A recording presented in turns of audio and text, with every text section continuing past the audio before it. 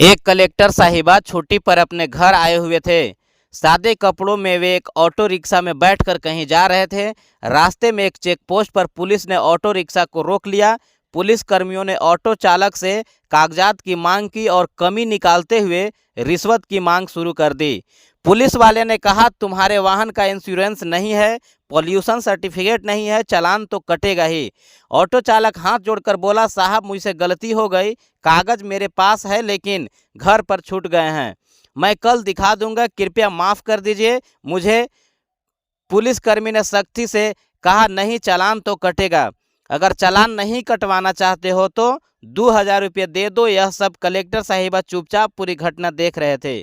Auto rickshaw वाला विनम्रता से कहता है, साहब अभी तो मैं घर से निकला हूँ, दिन की शुरुआत हुई है, मेरे पास पैसे नहीं हैं, अभी तक मैंने 1 रुपये भी नहीं कमाया हूँ, तो मैं आपको कहाँ से पैसा दूँ।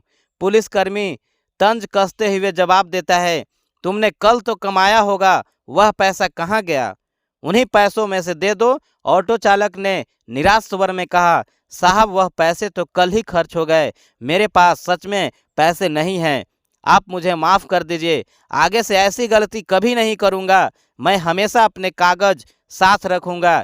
इस पूरी बातचीत के दौरान कलेक्टर साहिबा जो ऑटो के पीछे बैठे थे, चुपचाप सब कुछ देखकर और सुन रहे थे। जब पुलिसकर्मी ऑटो रिक्शा वाले पर रौब दिखाने और डराने की कोशिश करने लगा तो कलेक्टर साहिबा उसकी हरकतों पर ध्यान देने लगे। जब पुलिस वाला उल्टा सीधा बोलने लगा तो कलेक्टर साहिबा को गुस्सा आ गया। उन्होंने पुलिस वालों से कहा, तुम्हें ड्यूटी यहाँ पर किसने लगाई है, तुम्हें चालान काटने का अधिकार किसने दिया, यह कोई तरीका है इस तरह से किसी से बात कर रहे। पुलिस वाला यह समझ ही नहीं पाया कि ऑटो में बैठा व्यक्ति कौन है। उस समय कलेक्टर साहिबा नॉर्मल साड़ी और चप्पल पहनी हुई थी और साधारण कपड़ों में थी। वे अपने दोस्त से मिलने के लिए घर से निकले हुए थे। पुलिस वालों को लगा कि यह कोई आम आदमी है जो उनसे इस तरीके का सवाल जवाब कर रहा है। पुलिस वाला कलेक्टर साहिबा को गाली देने लगा, उल्टा सीधा बोलने लगा, फिर उसने उनका हाथ पकड़ा, खींचा और ऑटो से बाहर निकालकर एक थप्पड़ मार दिया। लेकिन दोस्तों, उसके बाद जो पुलिस वाले के साथ हुआ वह आप सोच भी नहीं सकते।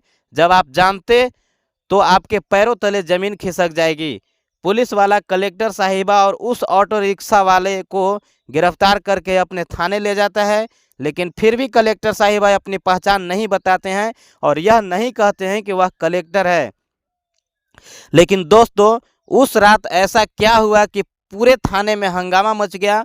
ऑटो रिक्शा वाले की पैरों तले जमीन खिसक गई, साथ ही उस सिपाही के साथ जो इन दोनों को गिरफ्तार करने के लाया था, कुछ ऐसा हुआ जिसे जानकर सच में आपके होश उड़ जाएंगे। दोस्तों, यह घटना बेहद दिलचस्प है। आइए इस कहानी के माध्यम से पूरी सच्चाई जानते हैं। लेकिन दोस्तों, वीडियो में आगे बढ़ने से पहले आपसे एक छोटी सी रिक्वेस्ट है, अगर आप हमारे चैनल पर पहली बार आए हैं तो कृपया चैनल को सब्सक्राइब करें और वीडियो को लाइक करें। इससे हमारा हौसला बढ़ेगा और हम आपको और भी सच्ची घटना पर आधारित कहानियां आप तक पहुंचाते रहेंगे। दोस्तों, यह सच्ची घटना गुजरात के एक छोटे से गांव की है। जो कलेक्टर साहिबा थे उनका नाम सोनी वर्मा था। सोनी वर्मा अपने माता पिता की इकलौती बेटी थी। उनकी ज़िंदगी बचपन से ही संघर्षों से भरी रही। आज से 8 साल पहले उनकी हालत बिल्कुल अलग थी। उस समय सोनी वर्मा अपने पिताजी के साथ सब्जी मंडी में सब्जी बेचने जाया करती थी। दिन भर कड़ी मेहनत के बाद बहुत मुश्किल से 100 से 200 रुपया कमा पाते थे। इन्हीं पैसे से वे अपनी बेटी की पढ़ाई का खर्च उठाते थे और अपने घर परिवार का भरण पोषण करते थे। उनकी यह मेहनत और संघर्ष की उनकी सफलता की नींव बनी। दोस्तों, सोनी वर्मा के पिताजी ने सोनी के पढ़ाई के लिए दिन रात एक करके मेहनत करने लगे और अच्छे से पढ़ाई करवाने लगे। सोनी वर्मा भी पढ़ने में काफ़ी तेज थी। सोनी वर्मा अपनी ज़िंदगी में कुछ करना चाहती थी कि वे अपने जीवन में एक बेहतर इंसान बने, ताकि किसी के सामने उन्हें झुकना ना पड़े। अक्सर लोग उनका मजाक उड़ाते थे, गालियां देकर और अपमानजनक बातें बोलकर चले जाते थे और उनका कुछ नहीं बिगाड़ पाते थे। यही अपमान और निराशा ने उन्हें अपनी ज़िंदगी बदलने की प्रेरणा दी। कलेक्टर साहिबा, जिनका नाम सोनी वर्मा था, अपना गांव और परिवार छोड़ दिया और दिल्ली चले गए। वहां जाकर उन्होंने यूपीएससी की तैयारी शुरू की। उन्होंने अगले 4-5 साल तक दिन रात मेहनत की और पूरी लगन से पढ़ाई की। आखिरकार उनकी मेहनत रंग लाई और वह एक कलेक्टर बन गए। जब उनके माता पिता को यह पता चली कि उनके बेटी अब डीएम बन गई है तो उनकी खुशी का ठिकाना नहीं रहा।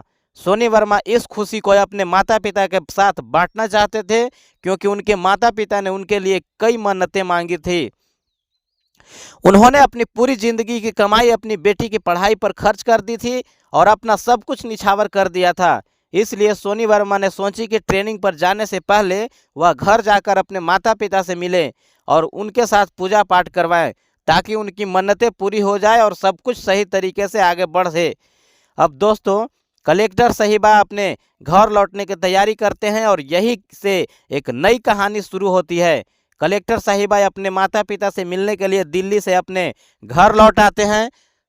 दोस्तों, जब कलेक्टर साहिबा ने यूपीएससी की तैयारी के लिए अपना गांव छोड़ा था, तब से वह कभी घर वापस नहीं आए थे। इस बार जब वह घर लौटते हैं तो गांव में खुशी का माहौल हो जाता है। हर किसी के चेहरे पर गर्व नजर आता है। गांव के लोग मिठाई बांटते हैं और एक दूसरे को बधाई देते हैं कि उनकी लड़की अब कलेक्टर बन गई है और डीएम बन गई है। कलेक्टर साहिबा 3-4 दिन अपने माता पिता के साथ घर पर रहते हैं। वह अपने माता पिता की सेवा करते हैं, उनके साथ समय बिताते हैं और उनके संघर्षों को याद करते हैं। इसी बीच एक दिन उनके पिताजी उनसे कहते हैं कि बेटी बाजार से मेरी दवाई लेते आना, मेरी दवाई खत्म हो गई है। कलेक्टर साहिबा जवाब देती है, ठीक है पिताजी, मैं शाम को बाजार जाऊंगी और दवाई लेते आऊंगी। यह कहकर वह घर से निकल जाती है और यहीं से कहानी एक नया मोड़ लेती है। दोस्तों, उस समय कलेक्टर साहिबा के पास अपनी खुद की गाड़ी नहीं थी, क्योंकि उनकी नई नई ज्वाइनिंग हुई थी। दिल्ली में पढ़ाई के दौरान भी उनके पास कोई निजी गाड़ी नहीं थी। उनके पिताजी भी मेहनत मजदूरी करने वाले इंसान थे, इसलिए गाड़ी की कोई ज़रूरत नहीं समझते थे। कलेक्टर साहिबा घर से पैदल ही निकल जाती है और गांव के रास्ते से गुजरते हुए जा रहे होते हैं। तभी बीच रास्ते में उनके एक पुराने सहेली का फ़ोन आता है। यह सहेली पहले उसी गांव में रहती थी और कलेक्टर साहिबा का पड़ोसी भी थी, लेकिन उसके पिताजी सरकारी नौकरी में थे, इसलिए उन्होंने शहर में ज़मीन खरीद कर वहाँ घर बना लिया और पूरे परिवार के साथ शहर में शिफ्ट हो गए। सहेली से बात करते हुए कलेक्टर साहिबा उसे मिलने की इच्छा जाहिर करते हैं। उनका सहेली कहती है कि ठीक है, तुम मेरे घर आ जाओ, यहीं बैठकर मुलाकात कर लेंगे और आराम से बातचीत करेंगे। वह यह भी बताती है कि उसने अपनी मम्मी को बताया है कि तुम कलेक्टर बन गए हो। यह सुनकर उसकी मम्मी भी बहुत खुश हो गई और कहने लगी, उसे घर पर बुलाओ, मैं भी उससे मिलना चाहती हूँ। यह सुनकर कलेक्टर साहिबा सहमत हो जाती है और अपने मित्र के घर जाने का फैसला करते हैं। लेकिन दोस्तों, वह नहीं जानते थे कि यह मुलाकात उनकी ज़िंदगी को एक नया मोड़ देने वाली थी। अब दोस्तों, कलेक्टर साहिबा अपने सहेली से कहते हैं कि ठीक है, थोड़ा समय लगेगा, मेरे पास गाड़ी नहीं है, ऑटो से आ रही हूँ, थोड़ा इंतज़ार करो, मैं थोड़ी देर में तुम्हारे घर पहुँच जाऊँगी। इसके बाद कलेक्टर साहिबा अपने गांव से थोड़ा आगे बढ़ते हैं। रास्ते में उन्हें एक ऑटो रिक्शा वाला मिल जाता है। वह ऑटो में बैठ जाते हैं और गांव से शहर की तरफ चले लगते हैं। दोस्तों, उस समय कलेक्टर साहिबा पूरी तरह सिविल ड्रेस में थी। उन्होंने सिर्फ टी शर्ट और पैंट और साधारण चप्पल पहन रखी थी, क्योंकि वह तो बस बाजार जाकर अपने पिताजी के लिए दवाई लेने के लिए निकले थे। लेकिन बीच रास्ते में उनकी सहेली का फ़ोन आ जाने से उन्होंने सोचा कि जब शहर जा ही रहे हैं तो उससे भी मिल लेते हैं। कलेक्टर साहिबा सोचते हैं सहेली है, उससे मिलने में कैसी औपचारिकता, कपड़े भले साधारण हो, क्या फ़र्क पड़ता है। वैसे भी दोस्ते, चाहे इंसान कितना ही बड़ा आदमी क्यों न बन जाए, जब वह अपने गांव और घर पर होता है तो उसे साधारण कपड़ों और चप्पल में ही सुकून और अपनापन महसूस होता है। उसी सादगी में असली खुशी होती है। तभी ऑटो रिक्शा शहर की ओर बढ़ रहा होता है। लेकिन दोस्तों, इसी सफ़र के दौरान कुछ ऐसा होता है जिससे कहानी अचानक एक रोमांचक और बीच रास्ते में ऑटो रिक्शा वाला अचानक ऑटो रोक देता है और कलेक्टर साहिबा से कहता है, मैडम थोड़ी देर रुकना पड़ेगा, आगे पोस्ट है, वहाँ चेकिंग हो रही है। अगर मैं अभी जाऊँगा तो यह लोग मुझे पकड़ लेंगे और फालतू में पैसा मांगेंगे। कलेक्टर साहिबा हैरान होकर पूछते हैं, अरे ऐसा क्यों, तुम्हारे पास कागज तो सब सही है ना? ऑटो वाला जवाब देता है, हाँ मैडम, मेरे पास कागज पूरे हैं, सब कुछ ठीक है, लेकिन फिर भी यह लोग बिना वजह चालान काट देते हैं, कोई न कोई कमी निकाल लेते हैं और जबरन पैसे ले लेते हैं। यह सुनकर कलेक्टर साहिबा नाराज होते हैं और कहते हैं, अच्छा ठीक है, चलो मैं देखता हूँ कि वे लोग कैसे तुम्हें रोकते हैं और तुमसे पैसे मांगते हैं। लेकिन ऑटो वाला डरते हुए कहता है, नहीं मैडम, ऐसा मत करो, मैं कई बार पकड़ा गया हूँ, यह लोग मेरी कोई बात नहीं सुनते हैं, उल्टा मुझे डरा धमका कर पैसे वसूल लेते हैं। कलेक्टर साहिबा थोड़ी देर सोचते हैं, लेकिन फिर कहते हैं, डरो मत, मैं तुम्हारे साथ हूँ, चलो आगे बढ़ते हैं, अगर कुछ होगा तो मैं संभाल लूँगा। दोस्तों, कलेक्टर साहिबा को अभी भी यह अंदाज़ा नहीं था कि चेक पोस्ट पर जो लोग वहाँ उनके ज़िंदगी के एक सफ़र को एक अनोखा मोड़ देने वाला है। ऑटो रिक्शा वाला कहता है, मैडम, यह लोग हर बार कुछ न कुछ नुक्स निकाल ही लेते हैं, चाहे मेरे कागज सही हो फिर भी पकड़कर वैसा पैसा वसूल करते हैं। कलेक्टर साहिबा उसे समझाने की कोशिश करते हुए, अरे भैया, तुम मेरी बात क्यों नहीं समझ रहे हो? अगर तुम्हारे पास सब कागज सही है तो तुम्हें डरने की कोई ज़रूरत ही नहीं है। अगर तुमने कोई गलत काम नहीं किया हो तो तुमसे पैसा क्यों लेंगे? यह सुनकर ऑटो वाला गुस्से में आ जाता है और कहता है, देखिए मैडम, अगर आपको इतनी जल्दी है तो आप उतर कर जाइए, कोई दूसरी गाड़ी पकड़ कर चले जाइए, लेकिन मैं अभी आगे नहीं जाऊंगा, क्योंकि मुझे पता है कि वहां जाएंगे तो यह लोग मुझसे ज़रूर फंसा लेंगे और अगर फंस गया तो पैसा देना ही पड़ेगा।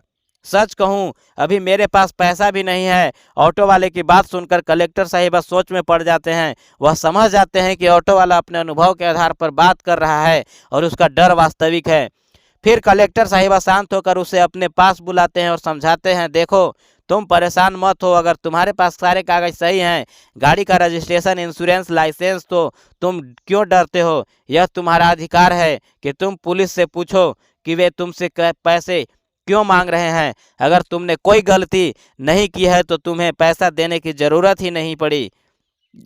पुलिस वाले बेवजह तुमसे पैसा नहीं ले सकते। कलेक्टर साहिबा की बात सुनकर ऑटो वाला थोड़ा शांत हो जाता है, लेकिन उससे चेहरे पर अभी भी डर और संकोच साफ झलकता है।